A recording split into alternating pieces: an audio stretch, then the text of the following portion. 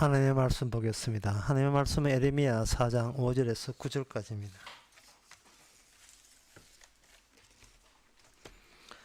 너희는 유다에 선포하며 예루살렘에 공포하여 이르기를 이 땅에서 나팔을 불라 하며 또 크게 외쳐 이르기를 너희는 모이라 우리가 견고한 성으로 들어가자 하고 시온을 향하여 기호를 세우라 도피하라 지체하지 말라 내가 북방에서 재앙과 큰 멸망으로 이르게 할 것임이라. 사자가 그 수풀에서 올라왔으며 열방을 멸하는 자가 나왔으되 내 땅을 황폐하려고 이미 그 처소를 떠나 나와선즉 그 성읍들이 황폐하여 거민이 없게 되리니 이를 인하여 너희는 굵은 배를 두르고 예곡하라. 대저 여호와의 맹렬한 노가 아직 너희에게 돌이키지 아니하였음이라. 나 여호와가 말하노라. 그날의 왕과 방백들은 실신할 것이며 제사장들은 놀랄 것이며 선지자는 깜짝 놀라리라. 아멘. 하나님이 하나의 연출, 무대 연출, 뮤지컬을 연출하고 있는 자세를 취하고 있습니다. 이스라엘로 하여금 세우라 도피하라 지체하지 말라 시온 성 안으로 숨어들으라고 해놓고서는 그 다음에 또 다른 모습 풍경을 다른 장면을 또 연출하시고 보여줍니다. 바벨론이라는 아주 세상이 놀랄만한 깜짝 놀랄만한 그러한 막강한 군사력을 가진 나라가 등장해서 너희가 살던 이 땅을 전부 다 황폐해 버릴 것이다. 따라서 그 다음 또 연출. 너희는 시온성에 있으면서 그 시온성이 황폐해지는 걸 보고 굵은 배를 두르고 예곡하라. 그 다음에 또 하나 나옵니다. 그게 뭐냐? 이것이 내가 너희를 향한 하나님의 진노요 분노인 것을 그때 너희들이 경험할 것이다. 이렇게 되어 있어요. 일방적인 연출이죠. 하나님께서 그렇게 하나의 연극을 만들고 있는 겁니다. 이 이스라엘을 통해서. 이스라엘의 그 특수성을 묘사하고 있는 겁니다. 이스라엘의 특수성은 뭐냐 하면 산자가 죽은 자를 관장하는 게 아니고 죽음이 산자를 관장하고 고발하는 그 희한한 일들이 오직 이스라엘에게만 일어나고 있습니다. 이 말은 네가 살았다고 한다면 네가 죽는 이유를 품어야 제대로 살았다고 할 수 있다는 겁니다. 죽는 거야 뭐 나중에 나이 들어 죽어보면 알겠지가 아니라 죽음이 있는 이유를 살아있는 내가 사는 내가 그걸 합류하는 거예요.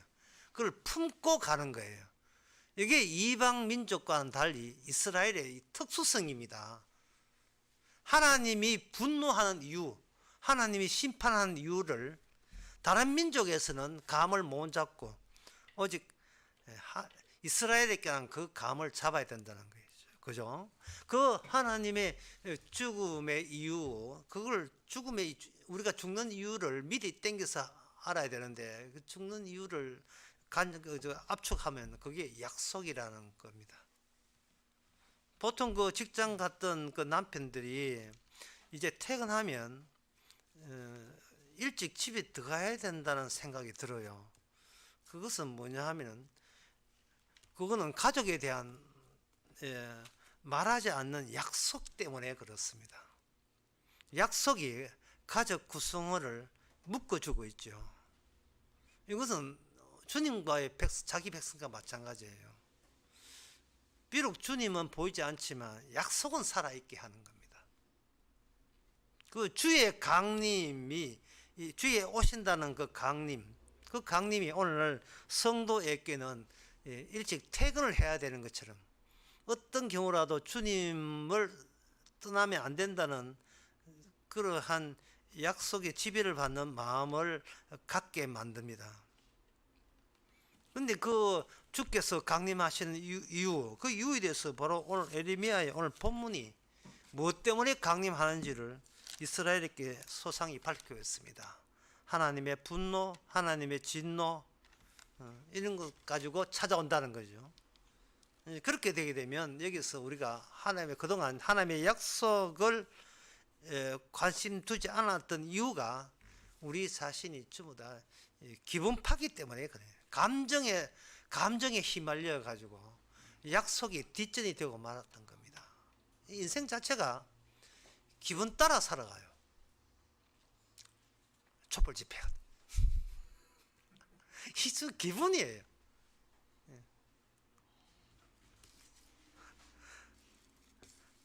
사람이 할 수 있는 게 뭐냐면 기분 따라 사는 거. 사람이 그거 할 수 있어요. 근데 사람이 할 수 없는 건 뭐냐? 그 기분 따라 사는 것이 하나님의 약속을 개무시한다는 그 점을 알아채는 거. 이거는 인간이 못 해내는 겁니다. 나는 기분 따라 살았으면 됐지 뭐. 약속이 뭔데? 이게 뭐냐? 이방 민족의 특징이에요. 그래서 지금 하나님께서는 이스라엘과 이방 민족을 하나님이 연출하시는 연극 무대에 두 주인공으로 내세웁니다. 내세워 가지고 하나님 쪽에 속한 이스라엘이 하나님의 약속에 대해서 좀 알아야 되는데 다 잊어버렸어요. 다 잊어버리니까 기분 따라 살아가는 이방 민족을 동원시켜 가지고 그것도 이스라엘로 하여금 잃어버렸던 약속을 되새기게 만드는 그러한 작업이 계시를 통해서 주어지는 겁니다. 오늘날 우리 성도 일상의 반복과 똑같은 거예요. 야, 인생의 위기다. 위기라고 생각해 보세요. 그동안 어떻게 살았는지. 이방 나라, 이방 불신자하고 다를 바 없이 살아왔는데 특징, 내가 성도 맞아의 특징이 뭡니까? 바로 그렇게 사는 것은 하나님이 이 땅에 보여준 약속이 아니다는 것을 새삼스럽게 다시 반복해서 되새기는 거예요. 기분 따라 사는 것은 본능적으로 그럴 수밖에 없습니다. 그러나 그게 다냐 이 말이죠. 내 인생에서 여러분 그게 다였습니까? 남들처럼 비슷하게 살아가는 게 다였던가요? 아니면 다른 요소가 있었던가요? 그 다른 요소가 뭐냐? 죽기 전에 죽는 이유부터 챙기는 거예요. 그게 죽는 이유가 바로 하나님의 약속 때문에 사는 겁니다. 이방 민족은 눈에 안중에 자기 기분이 전부고요. 눈에 보이는 게 없습니다. 이런 이야기가 있어요. 폴란드 왕이 사냥을 나갔는데 농부가 이렇게 앞에 농부가 지나가는 게 사냥은 안 되고 그냥 짜증나고 하는데 앞에 농부가 지나가니까 그 농부 보고 짐승이라고 생각해서 화나가지고 왕이니까 뭐든지 할 수 있거든요. 그 농부 보고 총으로 쏘았습니다. 그런데 농부가 가만히 깁스를 보니까 막 자기가 총을 겨누니까 저 사람이에요. 예. 사람이에요. 이렇게 분명히 했음에도 불구하고 왕이 기분 나쁘다고 그 농부 보고 사냥의 즐거움을 위해서 총을 한 방 쏘아버렸어요. 당연히 뭐 죽었겠지요. 그럴 때 옆에 신하가 그 농부가 뭐냐, 난 사슴이 아니에요라고 이야기했다. 그러니까 옆에 신하가 임금님 보고, 임금님 그 농부가 난 사슴이 아니라고 이야기했다는데요 하니까 그 폴란드 왕이 하는 말이 나는 내가 사슴이에요 하는 줄 알았다는 거예요.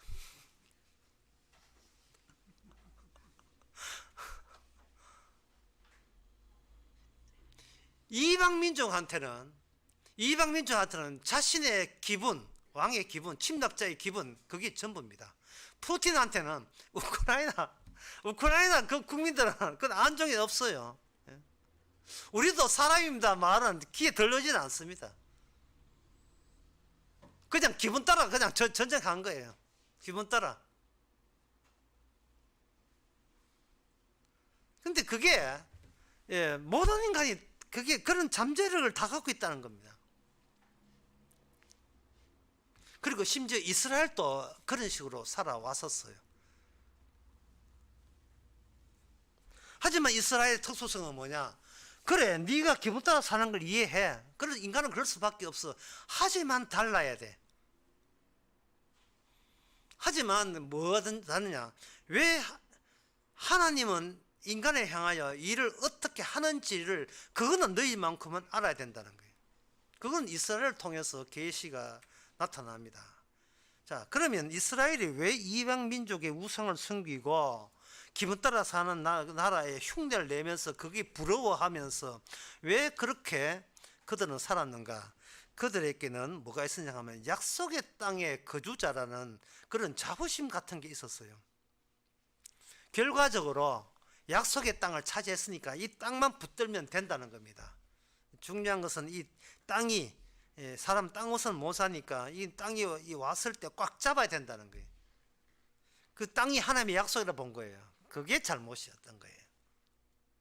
왜냐하면은 하나님께서는 어떤 과정, 결과뿐만 아니라 과정 자체도 주의 일이라는 사실을 그들은 이스라엘을 모르고 뭐 하나 소유했으니까, 건졌으니까 이제는 뭐 대충 살아도 되지 않겠는가, 그렇게 생각했습니다. 그래서 주님은 그걸 뭘로 바꾸느냐 하면은 그 하나님의 안식하는 땅에서 하나님의 안식하는 것, 이게 더 중요하다는 거예요. 결과물, 안식하는 땅, 이 약속의 땅을 우리 이스라엘 거라 라는 것보다 더 중요한 것은 어떤 경유에 의해서, 어떤 원칙에 의해서 안식해 하느냐, 안식하는 것이 중요하느냐, 안식하지 곳이 중요하냐. 곳은 중요하지 않아요. 그건 결과니까. 매일같이 안식하게 하는 것, 매일같이 하루 시한 거 우리의 마음을 안식해 하는 그 원칙이 하나님이 중요하다는 겁니다. 그건 뭐냐 하면은 내가 갖고 있는 것을 하나님의 약속의 현실성과 바꾸어 주는 거예요. 그게 오늘 본문의 나팔 보는 겁니다. 나팔은 이스라엘이 임해야 될 사명 같은 겁니다. 나팔에 대해서 아모스 3장 6절을 한번 보겠습니다. 성읍에서 나팔을 불지 않고서야 백성이 어찌 두려워하지 않겠으며 여호와의 시키심이 아니고서야 재앙이 어찌 성읍에 임하겠는가. 여기 재앙이라 했죠. 이스라엘 약속의 땅인데 적과 꿀이 흐르고 평화로울 이 약속의 땅에 재앙이 임했습니다. 이것은 이스라엘의 죽음 같은 겁니다. 인간은 언제 죽을 줄 몰라요. 뚝배기가 언제 떨어질 줄 모릅니다. 언제 인간들은 사고 날 줄 몰라요. 그것을 미리 대비하는 것이 아니고 그 사고 나고 내가 소멸한다는 이 자체를 하나의 약속의 구성 요소로 봐야 된다는 겁니다. 왜냐하면은 예수님이 이 땅에 온 것은 이 땅 네 해라, 저 부동산 너 해라, 안식하는 것, 안식하는 것은 인간이 해낼 수 있는 게 아니기 때문에 그렇습니다. 자, 이제부터 좀 어렵죠. 누가복음 4장에 보면 이런 말씀이 있습니다.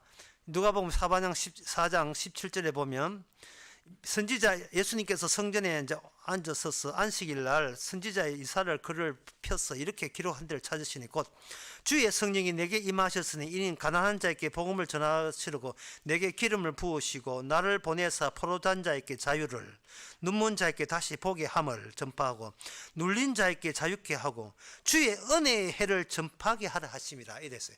주님의 은혜의 해를 전파하게 하심이라. 희년입니다. 희년은 시간이지 장소가 아니에요. 희년의 때가 되게 되면 모든 희년의 때 이후에 일어나는 모든 인연, 희년의 약속의 요소를 소낙비처럼 계속 내려오고 있는 중이 되는 거예요. 주님의 약속에 의해서 매일같이 이렇게 매 맞는다 하면 또 어폐가 있지만 주의 약속을 은혜로 매일같이 선물로 매 맞는다. 이것도 말이 억지다. 그냥 계속해서 주어지는 거예요. 하나님의 선물이. 근데 우리 이방인들은, 불신자들은 뭐냐?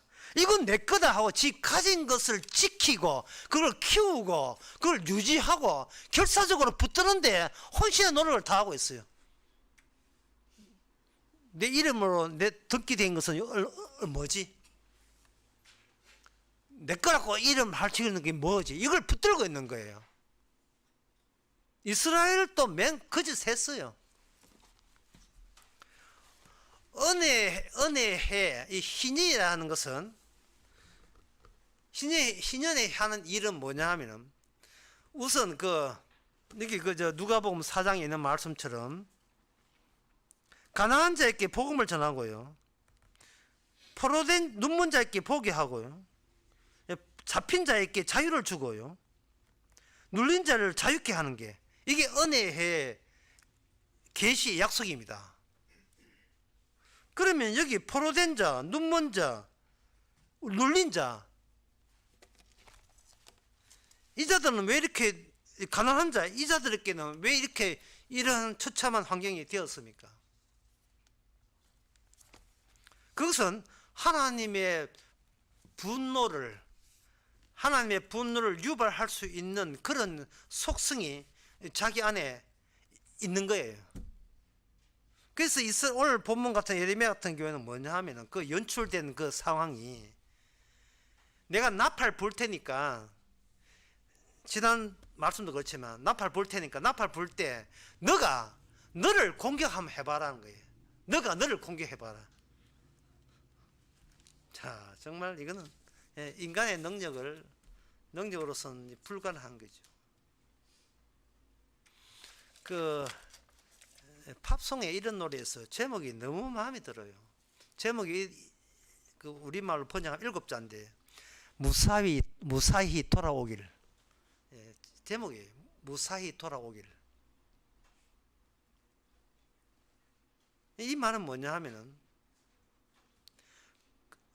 주님의 약속은 너희가 찾아갈 수 있는 게 아니고 내가 너희께 찾아가는 시간, 찾아가서 너희를 딱 사잡아서 주께서는 무사히 돌아오기를, 은혜 안으로, 약속 없는 곳에서 약속 안으로 돌아오기를 바라는 겁니다. 나의 것에서 주께서 하시는 일, 약속에 하시는 일로 안으로 돌아오는 거예요. 그럼 돌아가면 뭐냐? 돌아가면 더는 나의 행한 것으로 내가 것을 가질 수 없는 상황으로 돌아옵니다. 그 돌아오는 상황이 요한계시록에 20장 12절에서 15절에 나와 있습니다. 참 이 말씀도 참 어렵습니다. 제가 한번 읽어볼게요. 또 내가 보니 죽은 자들이 물은 대수하고 그 보호자 앞에 섰는데 책들이 펴있고 또 다른 책이 펴졌으니 그 생명책이라. 죽은 자들이 자기 행위를 따라 책들이 기록된 대로 심판을 받으니 바다에 그 가운데 죽은 자들을 내어주고 사망과 음부도 그 가운데서 죽은 자들을 내어주며 각 사람이 자기 행위대로 심판을 받아 사망과 음부에 불못에 던지우니, 이게 둘째 사망 곧 불못이라, 지옥불이라 되어 있어요.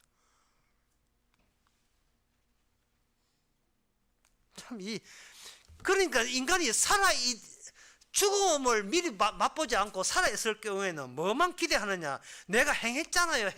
이것도 하고 이것도 행했잖아요. 행위만 계속 이야기하는 거예요.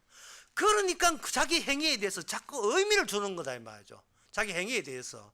주께서는 인간이 행하지 못한 것이 약속인데, 그 약속을 미리 이스라엘에게는 줬는데, 이스라엘은 이방 민족을 흉내내면서 자꾸 자기가 이것도 내 것 지키기 위해서 이것도 행했잖아 행함을 이야기하는 거예요. 그러니까 어떻게 요한계시록 20장에 보면 인간의 행함에 대해서 네 죽음 이후에 있었던 일을 이 요한계시록 20장이라는 요 돈도 얼마 안 하는 요 책을 통해서 다 알려줘 버린 거예요. 죽고 난 뒤에 무슨 일이 있지, 내가 어느 부동산을 차지하고 있지가 아니라 무슨 일이 벌어지지. 죽고 난 뒤에 무슨 일이 벌어진 그 일을 성경책을 미리 주시는 것은 지금 죽기 전에 네가 목숨 행하고 목숨 쉬고 뛰고 있을 때 미리 우리에게 이야기해 주는 거예요. 그게 바로 희년이라는 겁니다. 기쁨의 날이에요. 희년이라는 기쁨의 날이에요. 자기 행한 것에 대해서, 자기가 할 수 있는 것에 대해서 아무런 의미를 두지 말라는 주의 약속입니다. 내가 찾아갈게. 네가 열심히 찾아오는 게 아니고 내가 찾아갈 때 희년 갖고 찾아갈게. 희년 갖고. 그럴 때 내가 속해 있는 이 세상이 눌린 세상이고 깜깜한 소경들의 세상이고 자주치 못하는, 내 행함에 자유치 못하는 그런 세상이 되니, 주께서 분노하시는 세상이네. 이스라엘아, 내가 연출을 할 테니까, 이방 바벨론 제국에 세워서 내가 연출을 할 테니까 나팔 불 때 네가 너를 공격해봐라. 이게 지난번에 이야기했던 돌아오라는 이야기예요. 회개하고 돌아오라. 그러면 요한계시록 20장 마지막에 설명하면 뭐냐? 15절에 누구든지 생명책에 기록되지 못한 자는 불못에 던진다는 거예요. 앞에 12절에서 내가 보니 보호자가 있는데 그 책은 생명책이라. 생명책이에요. 그리고 생명책과 여기 행위책에 촉이 두 책이 서 있어요. 두 책이 있는데 행위책에 기록된 자는 묻지도 따지지 않고 무조건 지옥불에 들어갑니다. 왜냐하면 행위라 하는 것은 인간이 죽기 전에 있었던, 살아있을 때 본인이 행했던 모든 것을 기록한 책이거든요. 그러니까 이 행위책이라 하는 것은 죽음을 미리 맛봐야 되는데 죽음을 안 보고 아이고 살다 보면 뭐 죽겠지 이런 식으로 살아가는 사람들, 그런 사람은 살아있을 때부터 이미 그 사람은 생명책의 존재를 전혀 알 수가 없기 때문에 그들은 그냥 지옥으로 그냥 가는 겁니다. 자연스럽게 그냥 미끄러지듯이 그냥 브레이크 없는 벤츠처럼 그냥 브레이크도 그냥 가요. 많지 않은 차처럼 그냥 박아버립니다. 편의집이든 뭐든 간에 그냥 브레이크가 있어야지요. 그런데 나팔 소리도 들리지 않아요. 주께서 나팔 소리 들리는 것은 이스라엘에 대한 하나님의 은혜, 이 약속의 땅은 그냥 은혜로 주신 거예요. 행함이 아니라 그냥 생명이란 이름으로 그냥 주신 겁니다. 이건 내 것이가 아니라 주님의 생명 안에 들어오는 거예요. 생명의 계시로 날마다 우리 안에 생명의 자리가 형성되는 겁니다. 어떤 자리에 있든지 간에. 그래서 주께서 이제 끝으로 이 말씀 드리겠는데, 그럼 왜 하나님께서 이방 나라로 침범하느냐? 네가 포로 잡혀가더라도, 네가 쫓겨가더라도, 그리고 모든 것을 다 황폐하고 다 소유하고 다 날아가더라도 그 나팔 소리, 하나님의 진노와 그 심판, 그걸 네 품에 품으라. 그게 이스라엘이 가져야 될 그 본분이라는 겁니다. 하나님의 계시와 약속을 내 부동산보다 더 앞서서 더 중요하게 생각하는 거예요. 이게 이스라엘의 특수성이에요. 그게 이게 죽음의 위력인 거예요. 하나님의 예수님의 죽으심의 위력이 내한테 생명으로 나타납니다. 어떤 드라마를 잠시 많이 안 봤는데 잠시 봤는데, 그 죽음의 위력 같은 게 확 들었어요. 죽을 때 보통 그 보람상조 가면 장례사들 있잖아요. 그 장례사가 피너니 모시겠습니다. 이 장례사인데 장례사가 나서 가지고 저 아저씨하고 저 아주머니하고 바람 피웠다 사진 확 뿌리는 드라마 1회에 나왔어요. 야, 저게 죽음의 위력이구나. 과거에 네가 살아있을 때 무슨 어떤 행동하는지 확 뿌리는 거예요. 왜 진작 자기를 공개 안 했어요? 그래. 내 행함은 무용지물이라는 것을 왜 진작 공개 안 합니까? 내가 생명 얻는 것은 주의 덕분이고 하나님의 주신 선물이고 희년에 완성하신 십자가의 은혜가 죄와 사함이 나를 영생 준다는 생각을 안 하고 왜 아직도 죽어가면서도 자기 행함을 계속 지면서 네가 잘났나 내가 잘났나 이거 왜 비교하냐 이 말이죠. 그거는 바로 이방 민족이 멸망하는 이방 민족이 그런 짓 한다고 이스라엘에서 미리 보여주는 겁니다. 기도하겠습니다.